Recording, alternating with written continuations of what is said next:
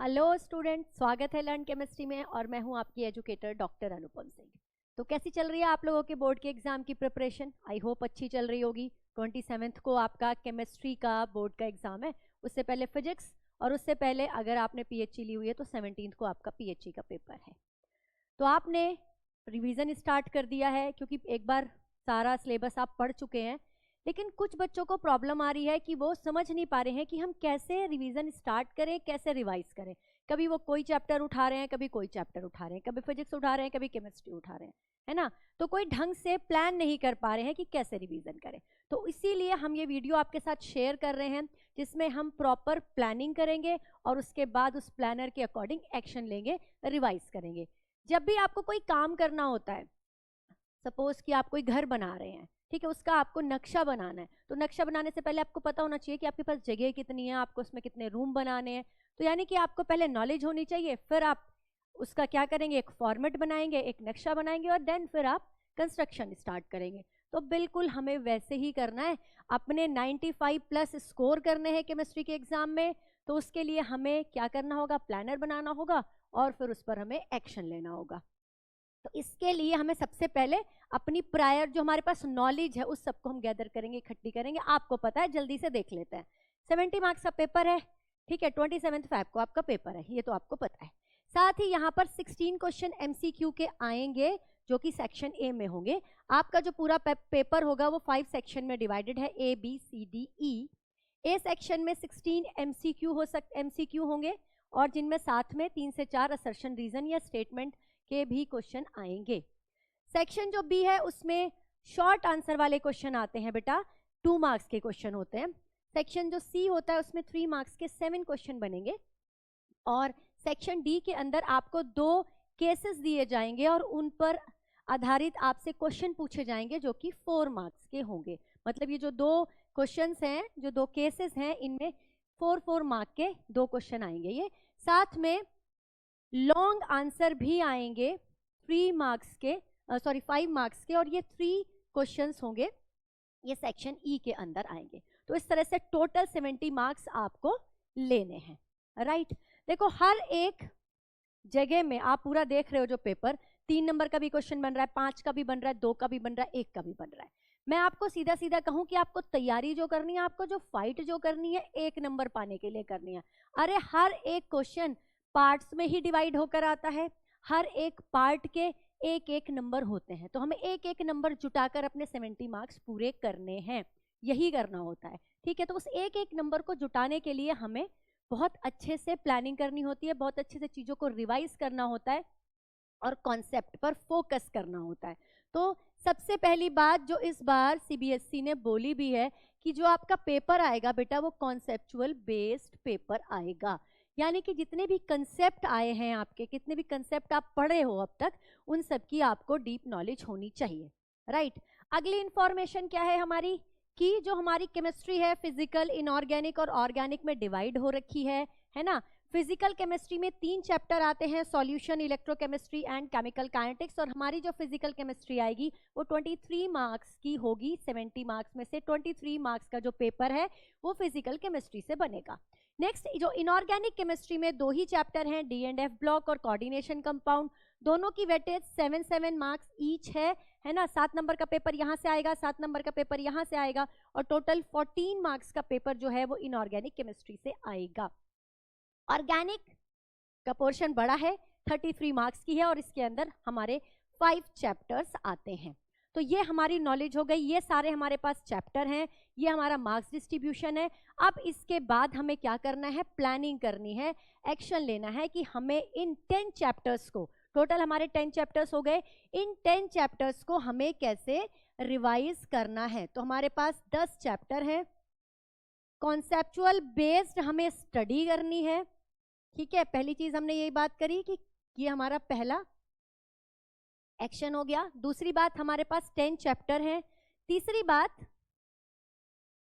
जब हम इन सब चैप्टर्स को पढ़ेंगे तो कैसे पढ़ेंगे, है ना। बात अब ये आती है कि कैसे पढ़ेंगे, क्या एक्शन लगाएंगे। देखिए बेटा, अगर मैं अब आपसे कहूं कि बेटा एनसीईआरटी पढ़ना शुरू कर दो, तो जी नहीं। अगर अब तक आपने एनसीईआरटी नहीं खोली है, आज तक आपने अपनी एनसीईआरटी के दर्शन नहीं किए हैं, वो आपको अभी नहीं देखनी चाहिए। इस पॉइंट पर आप अपनी एनसीईआरटी को टच नहीं करेंगे, टच तो करेंगे मतलब उसकी रीडिंग नहीं करेंगे, ठीक है। तो मैं क्या कह रही हूं आपको, डू नॉट रीड एनसीईआरटी अगर अब तक आपने नहीं पढ़ी है। लेकिन अगर आपने अब तक पढ़ ली है और आपने वहां पर लाइनें लगा रखी है इंपॉर्टेंट पॉइंट्स को, तो उनको रिवाइज करेंगे। तो क्या रिवाइज करेंगे, रिवाइज इंपॉर्टेंट पॉइंट, यानी कि जो आपने मार्क किया हुआ है एनसीईआरटी के अंदर, है ना, मार्क जो पोर्शन है एनसीईआरटी का वो आप करेंगे। और जिन बच्चों ने एनसीईआरटी को छुआ ही नहीं है ना, वो अब एनसीईआरटी को नहीं पढ़ेंगे, तो वो क्या करेंगे, वो एनसीईआरटी के सारे इन टेक्स्ट क्वेश्चन प्लस एग्जाम्पल करेंगे। बैक एक्सरसाइज करने मत बैठ जाना बेटा, बैक एक्सरसाइज करने का टाइम नहीं है अब आपके पास, ठीक है। उसकी जगह हम पीवाईक्यू करेंगे। तो इन टेक्स्ट क्वेश्चन करेंगे और एग्जाम्पल क्वेश्चन करेंगे, राइट। जिन्होंने एनसीईआरटी पढ़ ली है ना, जिन्होंने एनसीईआरटी रीड कर ली है ऑलरेडी, उनके लिए ये एप्लीकेबल है। और जिन्होंने एनसीईआरटी रीड नहीं करी है उनको ये वाला पॉइंट स्किप करना है और सीधा इन टेक्स्ट क्वेश्चन और एग्जाम्पल क्वेश्चन की बात करनी है, उनको करना है। किस किस चैप्टर के, फिजिकल के सारे, इनऑर्गेनिक के सारे और ऑर्गेनिक के सारे चैप्टर्स में आपको ये चीजें फॉलो करनी है, राइट। ये बात समझ में आ गई। अब हम बात कर लेते हैं केमिस्ट्री में, ठीक है, कि इन फिजिकल में किन बातों का ध्यान रखेंगे, इनऑर्गेनिक में किन बातों का और ऑर्गेनिक में किन बातों का। उसके बाद आप एक पॉइंट और नोट करें कि आपने अब क्या करना है, अपने पूरे सिलेबस को, इन तीनों केमिस्ट्री को डिवाइड करना है अपने आप से। अपने आप से मतलब आप अपने कंफर्ट के हिसाब से देखो, अपने आप खुद को जज करो। और इस सारे केमिस्ट्री के जो चैप्टर्स हैं, है ना, या फिर ये जो पोर्शंस हैं फिजिकल, ऑर्गेनिक और इनऑर्गेनिक, इनमें आपको क्या लगता है, कौन सा आपको इजी लगता है। डिवाइड करेंगे सिलेबस को, डिवाइड योर सिलेबस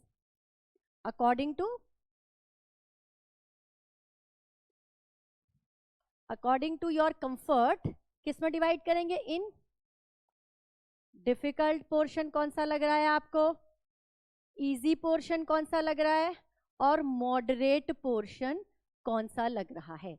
इसमें आप अपने इन तीनों को डिवाइड कर लेंगे। आपको अगर ऑर्गेनिक इजी लगती है, आप पहले एक बार पढ़ चुके हो बहुत अच्छे से, तो आप जो आपका इजी वाला पोर्शन है उसको सबसे बाद में लेना।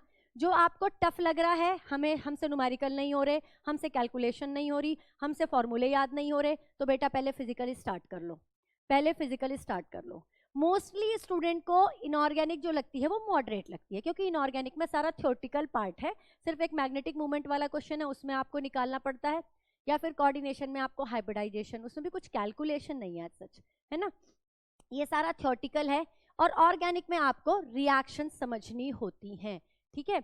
तो आपके ऊपर डिपेंड करता है, आपके टेस्ट के ऊपर, आपके इंटरेस्ट के ऊपर डिपेंड करता है कि आप कौन सा आपको इजी लगता है, कौन सा डिफिकल्ट लगता है, कौन सा मॉडरेट लगता है। तो जो आपको डिफिकल्ट लग रहा है पहले हम उससे स्टार्ट करेंगे, फिर आप मॉडरेट वाले को स्टार्ट करोगे और सबसे बाद में इजी वाले पोर्शन को रखोगे। इस तरह से हम स्टेप बाय स्टेप चलेंगे रिवाइज करते हुए। क्लियर है। अब हम देखते हैं कि जो फिजिकल केमिस्ट्री है उसमें हमें किन बातों का ध्यान रखना है। जब आप फिजिकल केमिस्ट्री करोगे तो आपको सबसे इंपॉर्टेंट क्या याद रखना है कि न्यूमेरिकल के केस में जब आप न्यूमेरिकल सॉल्व करोगे तो सॉल्व करते हुए सबसे पहले आपको गिवन डेटा लिखना है। क्वेश्चन में जो डेटा गिवन है वो आप लिखोगे, क्या क्या दिया हुआ है, ठीक है। जैसे आपको नर्स्ट इक्वेशन का कोई सवाल बनाना है, उसमें आपको E0 सेल दे रखा है, कॉन्सेंट्रेशन दे रखी है प्रोडक्ट की, रिएक्टेंट की दे रखी, तो वो सारा जो डेटा है वो आप लिखोगे क्वेश्चन के अंदर। दूसरा फॉर्मूला लिखोगे, ठीक है, कौन सा फॉर्मूला लगा रहे हो। फॉर्मूला लिखने से भी पहले फॉर्मूले में जो क्या क्या चीजें हैं गिवन में वही आ गया ना, कि अगर नर्स्ट इक्वेशन है तो N की क्या वैल्यू है, कॉन्सेंट्रेशन ऑफ प्रोडक्ट की क्या वैल्यू है, रिएक्टेंट की क्या वैल्यू है, वो लिखने के बाद आपने फॉर्मूला लिखा। फॉर्मूले के बाद आप वैल्यू पुट करके कैलकुलेशन करेंगे, और कैलकुलेशन के बाद आप क्या करेंगे, आंसर लिखेंगे विद यूनिट, आंसर लिखेंगे विद यूनिट, राइट। ये बात समझ में आ गई।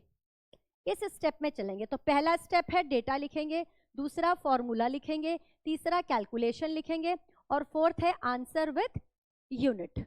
इस बात का ध्यान रखेंगे। तो हम इस तरह से क्वेश्चन को अटेम्प्ट करेंगे।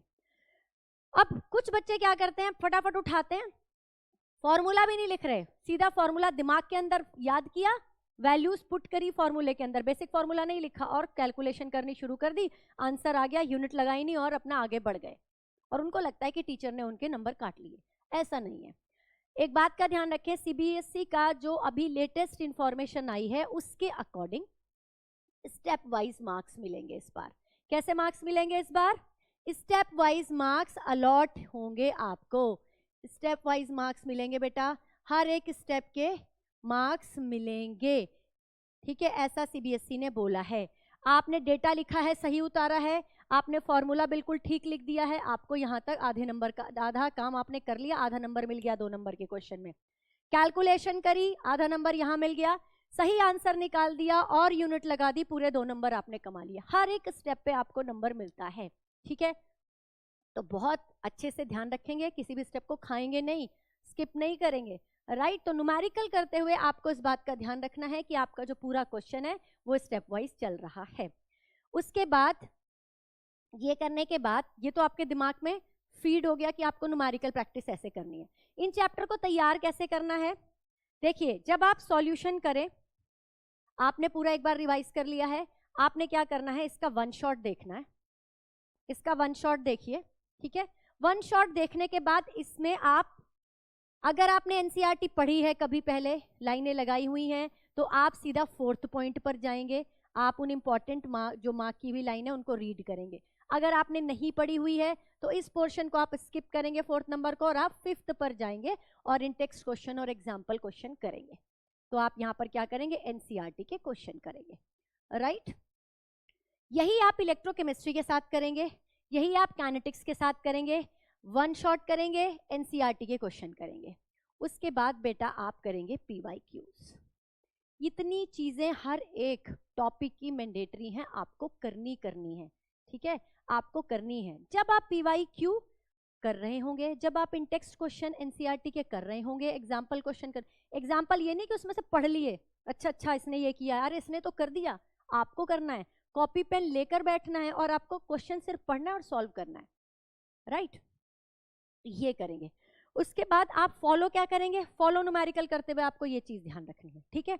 अगर आप थ्योरी का क्वेश्चन कर रहे हैं, थ्योरी भी तो आती है, फिजिकल में थ्योरी भी तो आती है, तो जब आपने थ्योरी का कोई क्वेश्चन किया जहां पर आप एलिवेशन मान लो बॉइलिंग पॉइंट पूछ रहा है या ऑस्मोटिक प्रेशर का कोई क्वेश्चन पूछ रहा है, तो जो उस क्वेश्चन का पर्टिकुलर कीवर्ड है कि एक्सोऑस्मोसिस हो रहा है, यहाँ पर एंडोऑस्मोसिस हो रहा है, दोनों जो बीकर में रखा हुआ सॉल्यूशन है वो आइसोटोनिक सॉल्यूशन है, तो वो जो पर्टिकुलर वर्ड है, जो कीवर्ड है, वो लिखना बहुत जरूरी है। वो लिखेंगे और उसको अंडरलाइन करेंगे,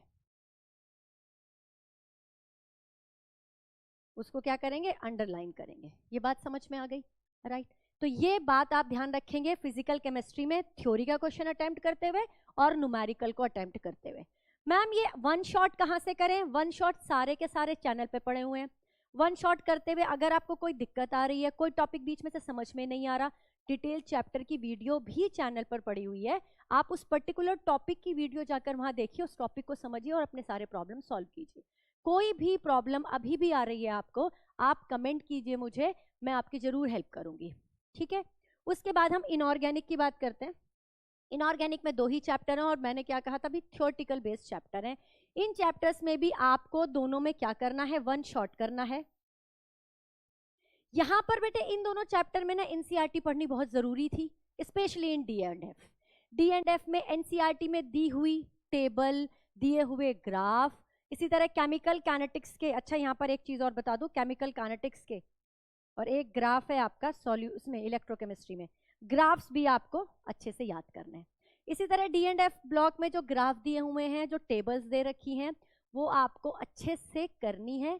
लेकिन हमने तो एनसीईआरटी नहीं पढ़ी, हमने तो एनसीईआरटी को नहीं छुआ है, वो वाले बच्चे क्या करेंगे, वो वाले बच्चे 1 शॉट देखेंगे। मैंने उसमें एनसीईआरटी की सारे पॉइंट्स को इकट्ठे करके आपको समझाने की कोशिश करी है, सारे रिवाइज कराने की कोशिश करी है।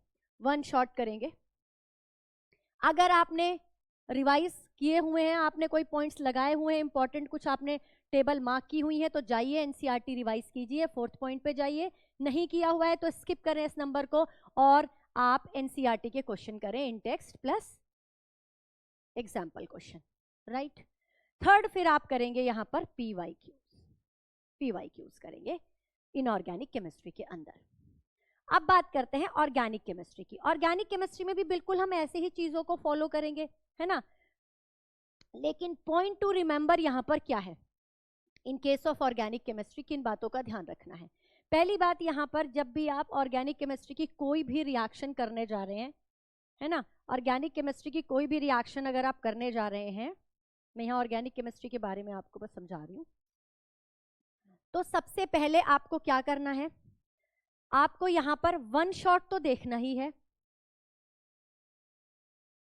उसके बाद आपको एनसीईआरटी के क्वेश्चंस तो करने ही हैं। नहीं, एनसीईआरटी के क्वेश्चन आप पहले नहीं करें, उससे पहले मैं आपको एक चीज और बताती हूँ कि जो ऑर्गेनिक होती है, जब हम ऑर्गेनिक को पढ़ते हैं तो हम ऐसे ही जब पूरी वीडियो देखते जाएं या हम पूरे चैप्टर को जब हम पढ़ते जाएं, अपने नोट्स में से भी अगर हम पढ़ रहे हैं, तो ना आपको उतना अच्छा मजा नहीं आता, क्योंकि ऑर्गेनिक में एक बिल्कुल मैथ्स की तरह है ये, बिल्कुल ऑर्गेनिक आपको प्रैक्टिस करनी पड़ती है। यहाँ पे ढेर सारी रिएक्शंस लर्न करनी पड़ती हैं, तो एक बार पढ़ने में आपको समझ नहीं आएगा।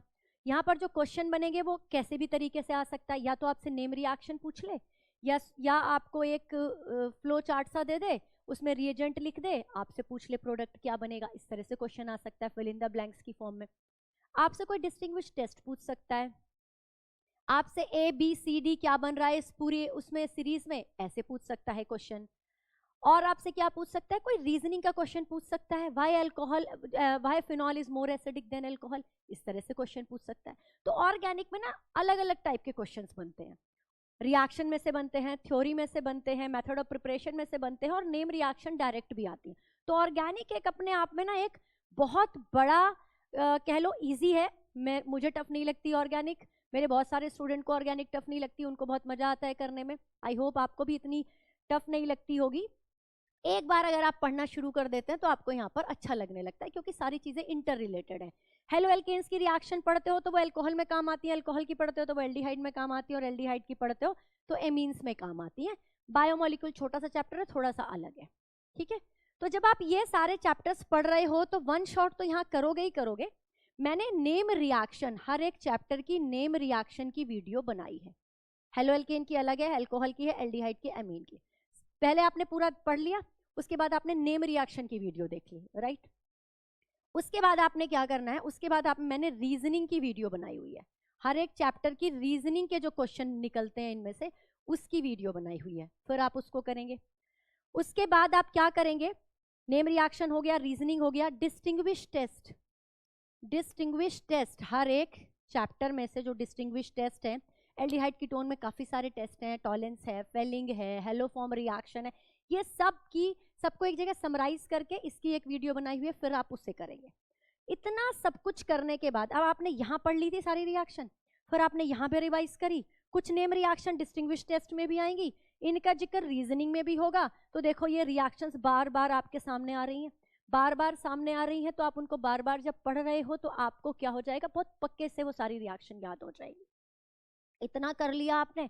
अब आप कहोगे मैम ये तो बहुत सारा है, बहुत सारा नहीं है बेटा, बहुत आराम से करोगे। हर एक चैप्टर का वन शॉट देखो और उस पर्टिकुलर चैप्टर की नेम रिएक्शन देखो, उस पर्टिकुलर चैप्टर के रीजनिंग क्वेश्चन करो।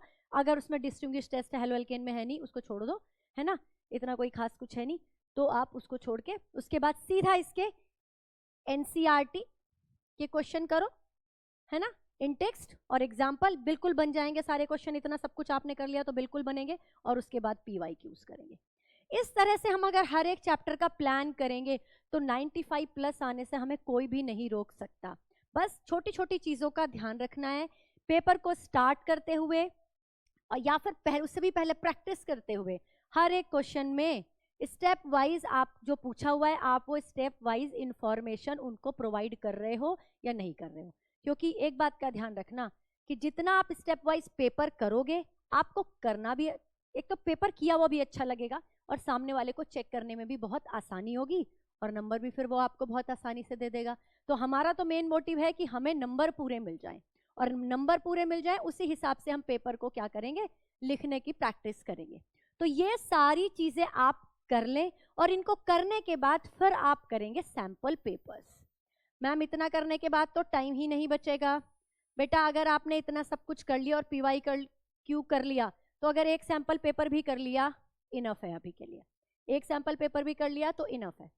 उसके बाद केमिस्ट्री से पहले जो 5 दिन है हमारे, हम उसमें इस तरह से रिवाइज करेंगे और रोज एक एक सैंपल पेपर करेंगे कि हमारे नंबर बिल्कुल भी किसी भी जगह पर ना कटेंगे नहीं, हमें पूरे मार्क्स, हमारे पूरे मार्क्स आएंगे केमिस्ट्री के अंदर। तो अभी के लिए जो अभी ये बचा हुआ टाइम है हमारे पीएचई के पेपर से पहले, जिनका पीएचई नहीं है उनके पास तो ज़्यादा टाइम है कि हमें किस तरह से प्लान करना है। ठीक है, प्लान मैंने आपको बता दिया, एक्शन आपको लेना है। ठीक है, मैं तो आपको प्लान ही बता सकती हूँ, उस प्लान को एग्जीक्यूट करने में आपकी हेल्प कर सकती हूँ, आपके लिए वीडियोस बना सकती हूँ। बेटा पढ़ना आप ही को है। ठीक है, तो आप ऐसे ही पढ़ते रहिए और बढ़ते रहिए। और अगर आपको किसी भी टॉपिक में कोई प्रॉब्लम आ रही है, कोई भी मेरी हेल्प चाहिए, तो आप कमेंट बॉक्स में लिखिए, मैं डेफिनेटली आपकी वो प्रॉब्लम सॉल्व करने की कोशिश करूंगी। अगर ये वीडियो आपको अच्छी लगी है तो प्लीज़ इसको बेटा लाइक करो, जिससे कि मैं आपके लिए और भी अच्छी और फ्रूटफुल वीडियो बना सकूं। Thank you so much.